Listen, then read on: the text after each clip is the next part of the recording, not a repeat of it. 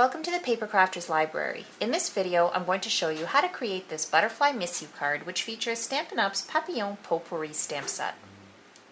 So I'm starting with a 3 by 4¼ inch piece of Whisper White cardstock, and I'm going to stamp this I Miss You Already sentiment from Stampin' Up's Really Good Greetings stamp set. I want to position it so that it's about 3/4 of an inch up from the bottom edge of the cardstock and centered between the left and right edges. And although I do have it in an imaging sheet already with my Stamp-A-Majig, I am just going to bring in my ruler just to make sure that it is straight. Then I'm going to align my Stamp-A-Majig, ink up my stamp, and then stamp like so. And now I'm just going to give this a moment to dry. So now while my sentiment's drying, I'm going to stamp my butterfly from Stampin' Up's Papillion Potpourri stamp set, which is the one you see here. I'm using this one, but really you can use any butterfly that they have here. I just happen to really like this pattern, or this style of butterfly. So I'm going to ink that up. I'm going to stamp it onto a scrap piece of strawberry slush cardstock, and then I'm going to punch it out using my elegant butterfly punch, and that's the larger of the two butterfly punches that Stampin' Up has that's designed to coordinate with that stamp set.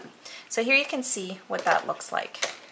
So I'm now ready to start assembling the pieces of my card. So I have a this butterfly that I had punched out, stamped and punched, and I put a Stampin' Dimensional on the back, and I'm going to fold up the wings just a little bit and then go ahead and stick that just above the I Miss You sentiment that I stamped. I'm then going to take this piece, flip it over, and place Stampin' Dimensionals in each corner as well as one in the center. And I'm going to remove that, and I'm going to stick it onto my piece of pattern paper. And the pattern paper is 4 by 5¼ and it's from that, I think, Quattro Fancy pattern paper from Stampin' Up. And I'm just going to center and stick this like so. Just make sure that's straight. And then I'm going to center and stick this to a black card front. Now this is a 4¼ by 5½ inch card, created out of a 4¼ by 11 inch piece of cardstock, scored at 5½ inches and folded in half with my bone folder. Now I do not normally create black cards. I'm not sure why. Usually I mat in black, and I very rarely create a black card base. But in this case I wanted to keep minimal layers, and I wanted something nice and strong to go with the really nice strong sentiment. But whenever I do create a card that's out of a really dark cardstock, I'll usually line the inside.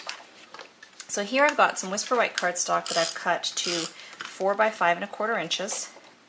And as you can see, it allows me to layer this on the inside, and it just leaves a nice little black border.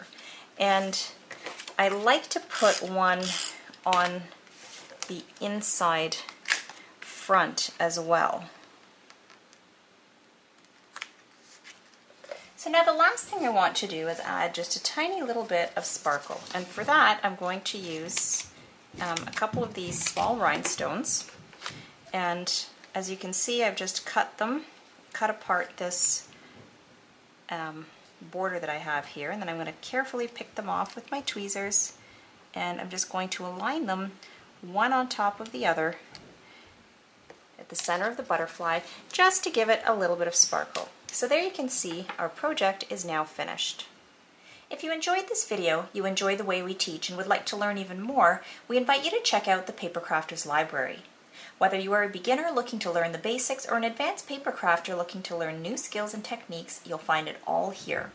Stamping, card making, scrapbooking, altered art, we cover it all. With over 1,600 videos currently in our library and new videos added each month, we are the largest and most comprehensive online library of video tutorials for paper crafters on the internet. We invite you to visit our library and see what we're all about.